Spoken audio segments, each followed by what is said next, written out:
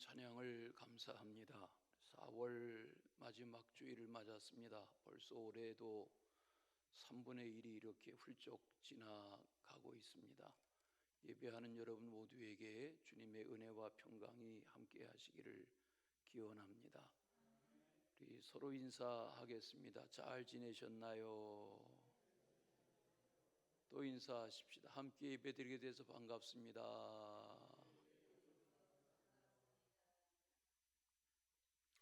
오늘이 시편 22편은 시편 150편 분량 중에 담겨 있는 7편의 메시아 예언시로 구별되는 그런 시편 중에 한 내용입니다. 1절을 먼저 보시면 내 하나님이여 내 하나님이여 어찌하여 나를 버리셨나이까. 이 말씀은 예수님이 십자가에 달려 돌아가시면서 하신 엘리 엘리 라마 사박다니라는 그 말씀이 바로 여기에 담겨 있습니다. 21절까지의 그 이전의 1절부터 21절까지의 내용은 예수 그리스도의 당하신 순환, 죽음, 고난을 예언하는 듯한 그런 내용을 담고 있습니다. 오늘 22절부터 읽으셨는데 이 22절 이후의 내용은 전혀 다른 내용을 또 담고 있습니다. 물론 이 시편 22편은 다윗의 고백입니다. 다윗이 청소년기에 젊은 날 많은 고난을 겪고 미움을 받고 우여곡절을 겪고 그런 날들을 뒤로하고 하나님이 저를 영광 중에 붙드셔서 존귀한 시대적인 은혜의 사람으로 붙들어 쓰셨던 그런 자기의 전생애를 전반부와 후반부로 나누어서 묵상하게 하는 그런 다윗의 일대기가 오늘 말씀에 담겨 있지만 이 말씀을 통해서 성령의 감동으로 하나님은 다윗의 고백 속에 장차 오실 다윗의 후손 예수 그리스도의 메시아 되심을 기록하는 그런 말씀으로 대하게 합니다. 오늘 이 22절 이하의 내용은 예수님을 통하여서 이룩되는 부활, 또 승천, 그리고 다시 오시는 재림에 대한 약속 속에 이루어지는 하나님의 우주적인 통치, 이런 내용을 담고 있습니다. 영광스럽고 장엄한 하나님이 하시는 일이 오늘 말씀 속에 구구절절 돋보이는 것을 관찰할 수 있습니다. 우리 23절을 여러분 가지고 계신 성경에서 같이 한번 다 같이 읽겠습니다. 23절 여호와를 두려워하는 너희여 그를 찬송할지어다. 야곱의 모든 자손이여 그에게 영광을 돌릴지어다. 너희 이스라엘 모든 자손이여 그를 경외할지어다. 우리는 이 23절의 다윗의 고백을 보면 다윗이 어떤 신앙의 사람이었나 하는 것을 알 수 있습니다. 우리가 아는 대로 다윗은 성경 역사의 위대한 인물이죠. 그는 목동으로 자랐지만 목동 시절에 던지던 물맷돌 하나로 나라의 군대가 해결하지 못하던 블레셋과의 전쟁에 골리앗 장군을 이기는 그런 역사적인 인물로 등장하기 시작했죠. 그는 시인이요, 악기를 타는 음악가요, 그리고 전략가요, 전쟁에 능한 장수요, 하나님의 말씀인 시편의 기록자요, 또 하나님이 마음에 합당하게 여기던 그런 신앙의 존귀한 생을 살았던 것을 우리가 잘 압니다. 다윗은 믿음의 사람이었고 성령의 사람이었고 하나님과 동행한 사람이었습니다. 다윗은 우리아의 아내 바세바를 범했던 이 일 외에는 우리가 닮고 싶은, 우리가 흠모할 만한 어떻게 한 사람이 흠 많고 티 많은 생에 이렇게 하나님의 사랑을 받으며 살 수 있을까 하는 그런 인물됨이 돋보이는 것을 알 수 있습니다. 패션업계에서 사용하는 말 중에 디토라는 말이 있습니다. 디토, DITTO라는 이 이탈리아 말은 나도 그래 라는 흔한 뜻을 가지고 있지만 복사한 듯이 꼭 담고 아주 비슷한 것을 따라하고 싶어하는 그런 의미를 담고 있습니다. 이 디토라는 용어는 성공한 연예인들, 나라의 스타, 세계적인 연예인들이 움직이는 때마다 그들의 모든 것 하나하나를 다 흠모하며 따라하고 싶어하는 그런 문화적인 심리를 말하는 용어이기도 합니다. 아십니까? 최근에 어느 엔터테인먼트 회사의 젊은 여성 대표가 자기의 어떤 입장을 호소하기 위한 기자회견장에 입고 나왔던 줄무늬 녹색 티셔츠, 그리고 눌러 썼던 하늘색 모자 하나, 이게 몇 시간 안에 완판되었다, 그런 뉴스를 접합니다.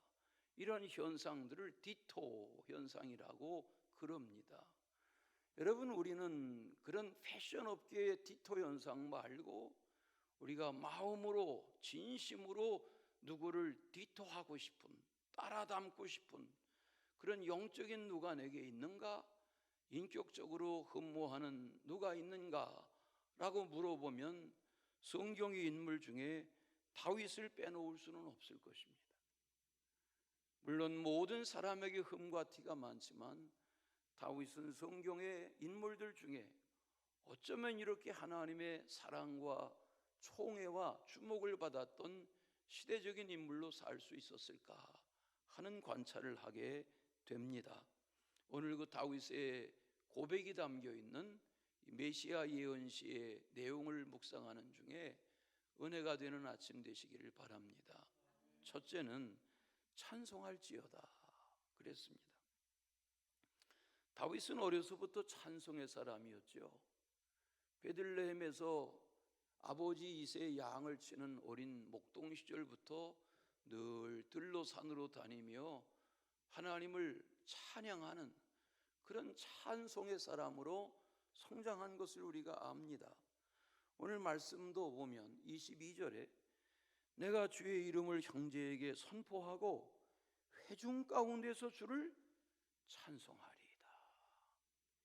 이 고백이 히브리서 2장 12절에 인용되어 있습니다. 거기 보면 내가 주의 이름을 내 형제들에게 선포하고 내가 주를 교회 중에서 찬송하리라, 이렇게 인용했습니다. 다윗은 회중이라 그랬는데 히브리서 기자는 교회다라고 바꾸어 사용한 것을 봅니다. 무슨 말입니까? 주를 믿는 회중이 곧 교회이고 교회가 곧 회중입니다.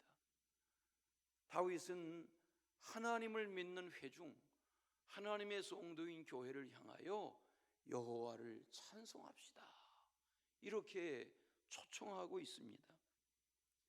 다윗은 찬송의 사람이었습니다. 그는 자신이 그럴 뿐만 아니라 민족이 하나님을 찬송하는 민족이 되어야 한다, 이렇게 권면하는 일을 앞장서서 한 것을 볼 수 있습니다.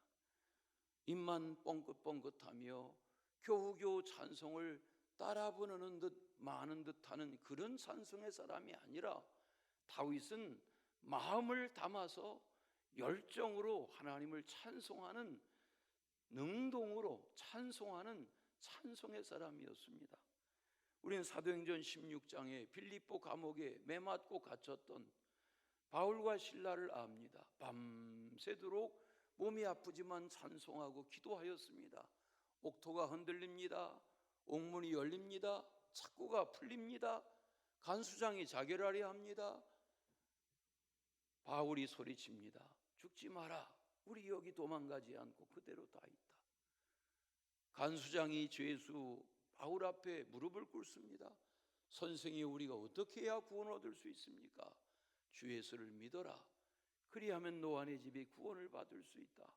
그 밤에 음식을 대접하고 상처를 씻기고 가족이 세례를 받고 말씀을 접합니다. 찬송은 아무나 하는 것이 아닙니다. 찬송은 하나님을 만난 사람의 부르는 노래가 찬송입니다. 다윗은 하나님을 찬양했습니다. 시편 8편에 보니까 1절에 여호와 우리 주여 주의 이름이 온 땅에 어찌 그리 아름다운지요 주의 영광이 하늘을 덮었나이다. 이 노래 가사에 곡을 붙인 찬송을 우리가 부르고 또 따라 부르지 않습니까? 시편 8편을 계속 읽다 보면 4절 말씀에 사람이 무엇이기에 주께서 그를 생각하시며 인자가 무엇이기에 주께서 그를 돌보시나이까. 우리는 박종호의 입을 통해서 불려지는 찬송만이 찬송이 아니라 오늘 이런 찬송이 우리의 삶에 엎드려지고 찬송되어지기를 주님은 원하시는 줄로 믿습니다. 우리가 깨달으면 하나님께 찬송하게 됩니다. 은혜를 알면 하나님께 찬송하게 됩니다. 감사하면 할수록 하나님 앞에 찬송하게 됩니다. 하나님의 진리를 깨달으면 깨달을수록 겸손하게 주님을 높이며 찬송하는 자리에 나아가게 됩니다. 사명을 깨달으면 깨달을수록 하나님을 찬송할 이유를 알게 됩니다. 내가 지금 살아 숨쉬는 곳, 내가 지금 한 발자국씩 한 발자국씩 옮길 수 있는 곳, 내게 지금 생명이 남아있는 것, 은혜로 생각하면 다 찬송의 이유입니다. 다윗은 시편 23편에서 이렇게 찬송했습니다. 여호와는 나의 목자시니 내게 부족함이 없으리로다. 그가 나를 푸른 초장에 누이시며 잔잔한 물가로 인도하시는도다. 내 영혼을 소생시키시고 자기 이름을 위하여 의의 길로 인도하시는도다. 이것이 찬송이 아닙니까? 우리가 기쁠 때도 찬송하고 슬플 때도 찬송하죠. 어린 아기가 태어났어요. 예배해 주세요.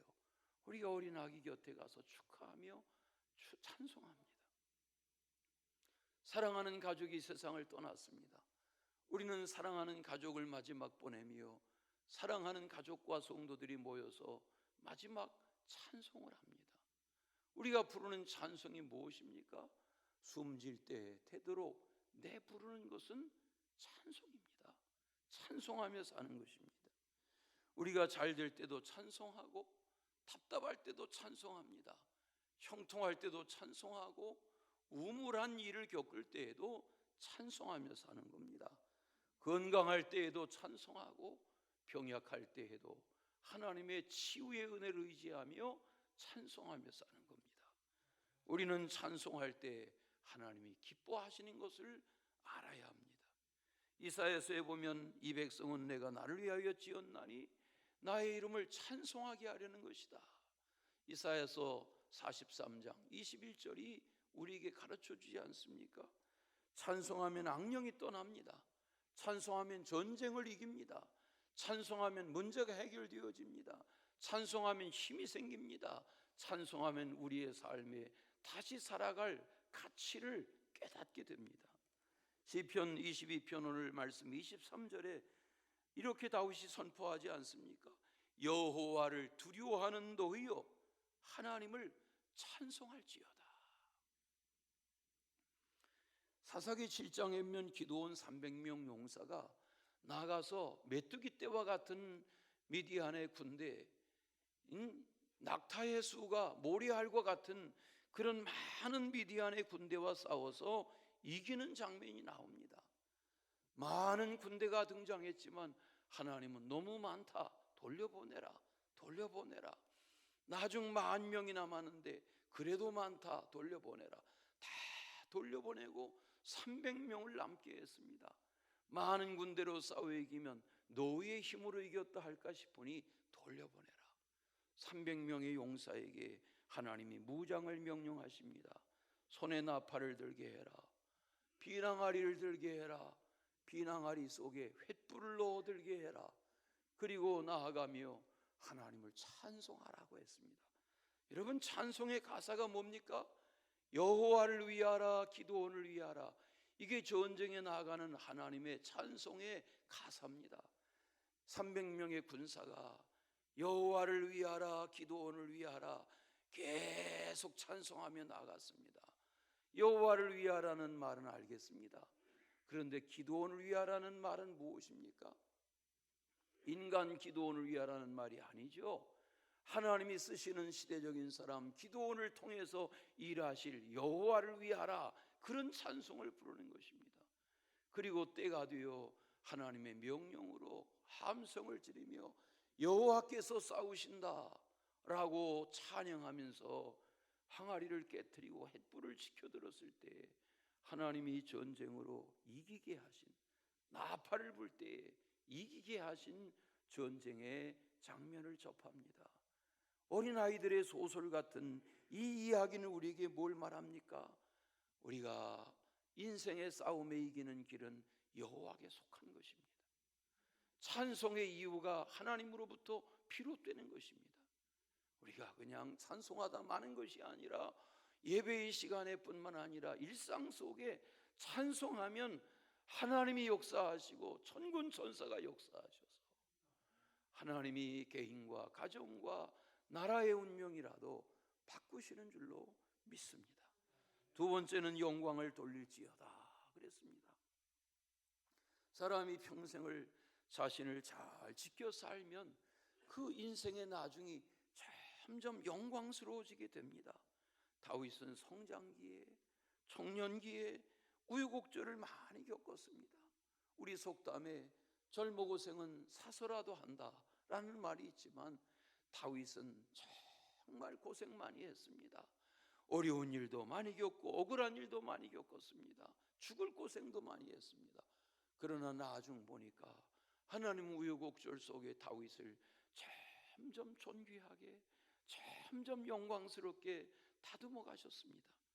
그는 고백합니다. 오늘 말씀 23절, 야곱의 모든 자손이여 그에게 영광을 돌릴지어다.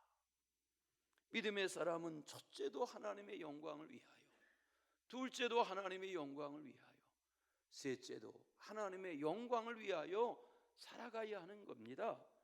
사무엘하 6장에 보면 다윗의 선대 임금이었던, 다윗의 선대 임금 사울왕 때 블레셋의 법궤를 빼앗긴 일이 있었는데 그 법궤를 되찾아옵니다. 너무 감격스러워합니다. 우사가 앞장서고 수레의 법궤를 싣고 돌아오는데 3만 명의 사람들을 동원합니다. 다윗이 명령해서 거기 수금 타고 비파를 타고 앙쟁을 타고 오늘날로 말하면 오케스트라가 동원되어 가지고 민족적인 큰 장엄한 행사를 합니다. 내용이 뭡니까? 빼앗긴 법궤가 되돌려지게 된 것입니다. 그런데 어쩐 일인지 우사가 죽었습니다. 죽임을 당했습니다. 분위기가 싸해졌습니다. 임금과 악사들이 다 당황합니다.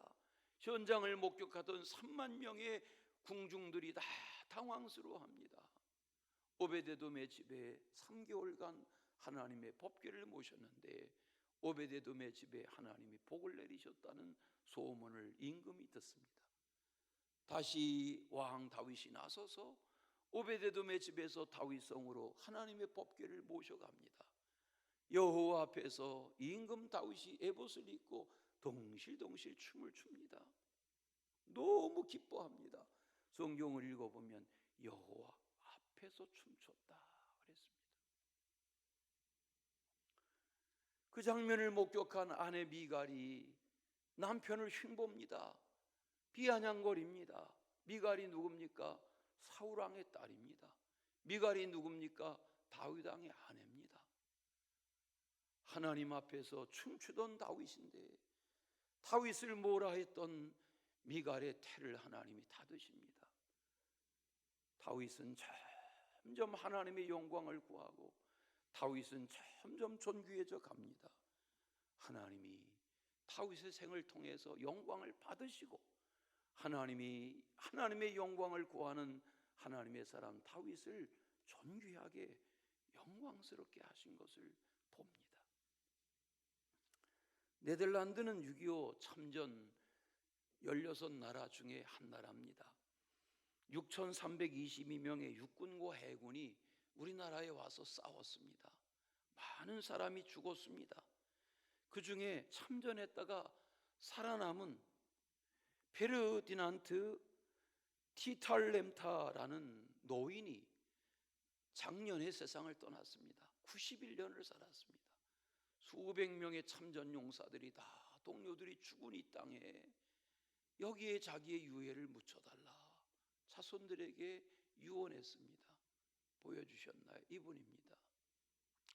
이분이 작년에 세상을 떠나고 유언한 바를 따라서 국제적으로 네덜란드 주한 대사관이 앞장서서 이 일을 추진했고 내일 오후에 인천공항에 저의 유해가 도착합니다. 그리고 5월 2일 날 부산의 유엔 국군묘지에 안장식을 갖습니다. 왜 남의 나라에 와서 싸운 한 노인이 그렇게 말한 이유가 뭡니까? 이 나라가 잘 살게 되었는데 저절로 잘 살게 되었습니까? 누군가가 와서 이 나라를 위해서 싸워줬고 지켜줬고 생명을 바쳐줬고 죽음 후에도 이 나라에 묻히기를 원하는 그런 이웃들이 연합해서 이 나라를 지켜온 것입니다. 영광은 저절로 주어지는 것이 아닙니다. 개인, 가정, 민족, 교회 공동체, 영광스러운 나중을 위하여 누군가가 희생하고 헌신해서 영광스러운 삶이 이루어지고 하나님의 영광을 돌려드리는 것입니다. 저희 가족이 10여 년 살던 미국 펜실베니아 주의 폭스 카운티 도의 벤살렘 가까이에 이렇게 늘 생활하다 보면 한국 참전 용사들이 그 동네에 한국전에 참전했던 용사들이 기념공원을 가꾸어 놨습니다. 크진 않지만 잘 공원을 가꾸고 그리고 거기에 태극기도 달고 성조기도 달고 그리고 깃발 하나를 더 달고 했는데 그 깃발에 Freedom is not free. 그리고 한국말로 써놨습니다. 자유는 공짜가 아니다. 깃발에 영어로 자유는 공짜가 아니다. Freedom is not free. 그렇게 쓰고 한국말을 붙여서 기념공원을 잔디를 잡초를 뽑고 관리합니다. 그렇습니다. 진리를 깨달은 자의 자유는 공짜로 주어지는 것이 아닙니다. 저희가 미국 생활하면서 어느 여름에 자녀들과 함께 워싱턴 DC에 간 적이 있습니다. 백악관에도 가고 링컨 박물관에 기념관에도 가고 거기 한국전 참전 용사들을 기념하는 기념공원에도 갔습니다. 방금 보신 다시 보여주십시오. 거기 기념공원에 가보면 저기에도 똑같은 표현이 써 있습니다. 워싱턴 DC에 한국 6.25 참전 용사 기념공원입니다. 거기에 자유는 공짜가 아니다. 그런 표현을 큰 대리석 벽에 새겨놓은 것을 봅니다. 해병대 용사들이 한국전에서 피가 주룩주룩 내리는데 우비를 쓰고 완전 무장을 하고 그리고 철길 위를 걷는 그런 장면이 기념비로 쫙 이렇게 설명할 때 시간을 맞춰주셔야지 연습을 안 해도 저런 기념공원이 조성되어 있습니다. 거기에 가면 이런 문구가 있습니다. 공원의 입구에 한 번도 가본 적이 없는 한 번도 만나본 적이 없는 이들을 위하여 생명을 바친 이 땅의 아들과 딸들을 위하여 그렇게 써놨습니다.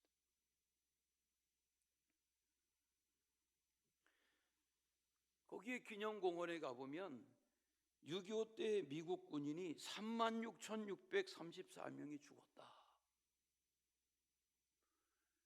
6.25 때 유엔군이 62만 8,833명이 죽었다. 그런 내용들을 돌비에 새겨놨습니다. 깨알 같은 명단이 적혀 있습니다. 해병대 최상병 한 사람의 군인의 죽음이 나라를 지금까지도 시끌시끌하게 하는 이유는 무엇입니까? 한 사람의 죽음은 천하보다 귀합니다. 수천 명, 수만 명, 수십만 명, 수백만 명의 죽음으로 이 땅과 저 땅이 지켜져 온 것입니다. 그 배후에 영광스러운 삶을 살았던 이들의 이야기가 배어 있는 것을 봅니다. 개인도 마찬가지, 가정도 마찬가지, 교회와 나라와 민족의 역사도 마찬가지입니다. 다윗이 오늘 말합니다. 야곱의 자손이여 하나님께 영광을 돌릴지어다. 다윗의 권면처럼 각 사람이 하나님의 나라와 하나님의 의와 하나님의 영광을 구할 줄 아는 그런 삶을 살아가야 할 것입니다. 고린도전서 10장을 읽다 보면 31절에 그런즉 너희가 먹든지 마시든지 무엇을 하든지 다 하나님의 영광을 위하여 하라. 사도 바울이 권면합니다. 로마서를 읽다 보면 11장 36절에 바울은 이는 만물이 주에게서 나오고 주로 말미암고 주에게로 돌아감이라 영광이 그에게 세세토록 있을지어다. 아멘 그랬습니다. 인생이 무엇입니까? 신앙으로 산다는 것이 뭡니까? 그분의 영광을 구하는 것입니다. 내 목구멍을 포도청 삼고 나 하나 위하고 내 가족 하나 위하고 잘 먹고 잘 살다가 배를 두드리다가 죽는 것이 인생이 아니라 하나님의 영광을 위하여 살아야 합니다. 미국 기독교 역사에 주목받던 하나님의 사람 조나단 에드워드 목사님은 이렇게 말했습니다. 하나님의 인간 창조의 목적은 하나님의 영광을 위하는 것이다. 이사야서에 보면 43장 7절에 내 이름으로 불려지는 모든 자 곧 내가 내 영광을 위하여 창조한 자를 내게 오게 하라. 내가 그를 지었고 내가 그를 만들었느니라. 하나님이 우리를 지으시고 만드신 목적이 뭐라고요? 하나님의 영광을 위하는 자로 만들었다는 것입니다. 자자손손 깨달음과 사명을 가지고 하나님의 영광을 돌리는 아브라함의 자손 그리스도인이 되시기를 축원합니다. 마지막은 경외할지어다 그랬습니다. 우리나라가 언제부터 영화를 만든다든지 무슨 TV 프로그램에도 보면 무속인들이 나와서 뭘 한다든지 혹은 무속을 권장하는 듯한 그런 프로그램들을 진행하고 연예인들조차도 무속인들의 복장을 하고 그런 프로그램을 진행하고 하는 그런 경우가 허다한 것을 봅니다. 왜 그럴까? 안타깝습니다. 여러분 우리나라가 구석구석마다 무속인들의 수가 넘쳐납니다. 교회가 많다고요? 목회자가 많다고요? 신학생이 많다고요? 어린도 없습니다. 이 나라가 무속인의 소굴과 같습니다. 왜입니까? 이렇게 번영한 나라로 살면서도 아직도 무속적인 데 붙잡혀 사는 몽매한 이들이 너무나도 많다는 증거입니다. 요즘 우리가 열왕기 사항을 대합니다. 열왕기 사항의 내용이 무엇입니까? 솔로몬이 이러이러했다. 우리 지난 주말에도 묵상했습니다. 솔로몬이 이방 여인들을 축첩했습니다. 후궁이 700명입니다. 첩이 300명입니다. 여러 나라의 여인들을 다 자기의 후궁으로 첩으로 맞아들입니다. 성경에 보면 시돈의 여신 아스다롯을 섬겼다. 암몬 사람의 가증한 밀곰, 모압에 가증한 그모스, 암몬에 가증한 몰록신을 숭배했다. 거기 성경을 읽다 보면 계속 반복되는 단어가 있습니다. 가증한 우상을 섬겼다. 가증한 우상을 섬겼다.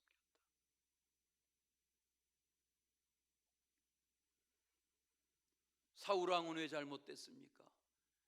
신접한 여인을 가까이 하고 악령에 사로잡히고 다윗을 미워하고 하나님을 거역하고 그러던 사울 왕의 나중이 어떻게 됐습니까? 오늘 우리가 하나님을 경외하는 것은 마땅한 일입니다.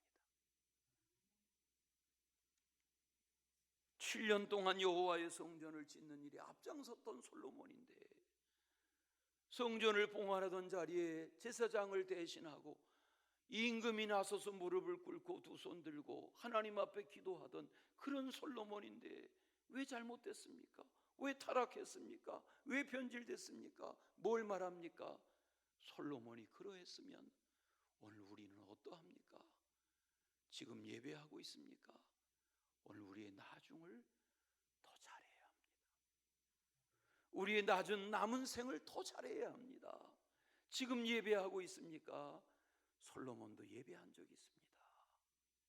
솔로몬이 아버지의 소원대로 민족적인 솔로몬의 성전을 지었습니다.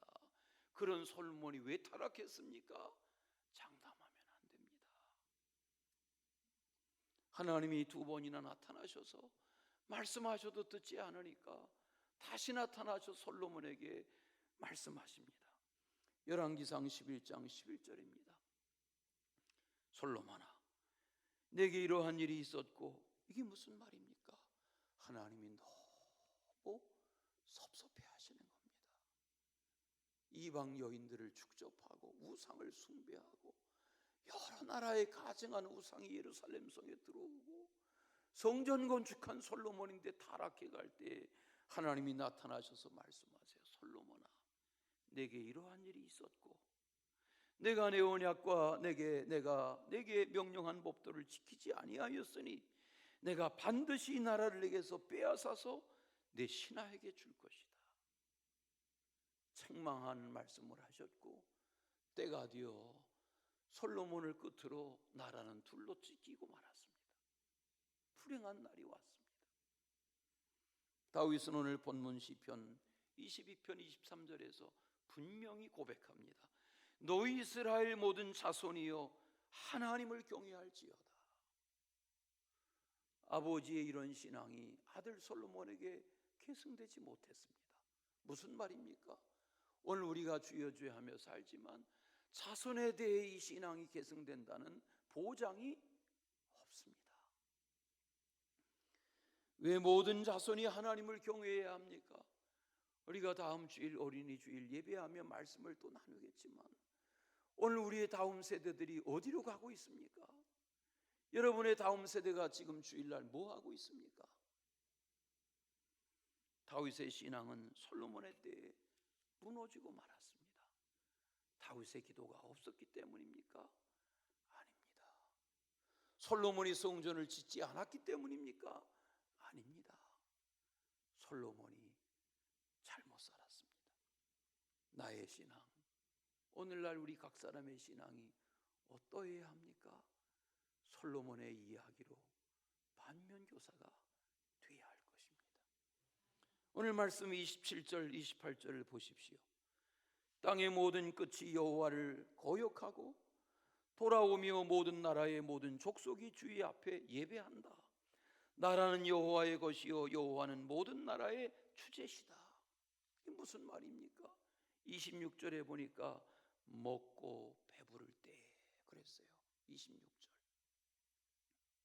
먹고 배부를 때 조심하라는 것입니다. 잘 될 때 조심하라는 겁니다. 형통할 때 조심하라는 겁니다. 여러분 운전하시는 분들은 아시죠? 낯설은 길에 굽이굽이 꼬불꼬불한 지방도로 달릴 때 사고 나지 않습니다. 언제 사고 납니까? 쌩쌩 달리는 고속도로에서 깜빡 졸다가 큰 사고가 나는 겁니다. 형통한 길을 달릴 때 사고가 나는 겁니다. 잘 될 때, 성공했을 때, 출세했을 때, 높이 올라갔을 때, 남들이 나를 우러러볼 때 그때가 위험한 겁니다. 떨어지면, 높이서 떨어지면 더 위험해집니다. 인기가 치솟을 때, 남들이 나를 부러워할 때 그때가 정말 위험한 겁니다. 자랑하면 안 됩니다. 교만하면 안 됩니다. 오늘 말씀해 보십시오. 곤고한 자의 곤고를 멸시하십니까? 하나님이 싫어하십니다. 그의 얼굴을 곤고한 자에게서 숨기지 아니하십니다. 하나님은 곤고한 자, 불쌍한 자 돌보십니다. 울부짖을 때 들어주십니다. 겸손한 자 먹이십니다. 중요한 것은 무엇입니까? 하나님 경외할 줄 알아야 합니다. 어떤 형편에 있든지 하나님 경외하며 살아야 합니다. 그래야 하나님이 기뻐하십니다. 그래야 은혜 주십니다. 그래야 붙드십니다. 그래야 자손 대에 존귀하게 하십니다. 우리가 484장 찬송을 즐겨 부릅니다. 새벽 기도면 일주일에 한 번이 멀다 하고 이 찬송을 부릅니다. 왜? 제가 좋아하거든요. 1절에 가사가 이렇습니다. 내 마음에 주여 소망되소서, 주 없이 모든 일 헛되어라. 밤에나 낮에나 주님 생각, 잘 때나 깰 때나 함께 해주세요. 이게 찬송이 아닙니까? 4절, 영원한 주님 내 승리의 주, 하늘의 기쁨을 주옵소서. 어떠한 고난이 닥쳐와도 만유의 주여 소망되소서. 고백이 있는 다윗과 같은 그런 찬송의 사람으로 영광을 돌리며 하나님 경배하며, 오늘 말씀에 보면 구구절절이 찬송하자 찬송하자 경배하자 경배하자 이 말씀이 계속 반복됩니다. 하나님 경외하는 일을 게을리하지 않는 그런 나날 되시기를 축원합니다. 사랑의 주 하나님 아버지, 여기까지 지내온 것이 에베네셀의 은혜요 하나님의 사랑입니다. 봄, 여름, 가을 복되게 하시고 자연계가 다 파괴되어진 이 땅에서 정신을 차리고 깨어 하나님의 기쁨이 되는 삶을 살아가는 각 사람 되도록 주님이 존귀하게 붙들어 주옵소서. 예수님의 이름으로 기도하옵나이다. 아멘.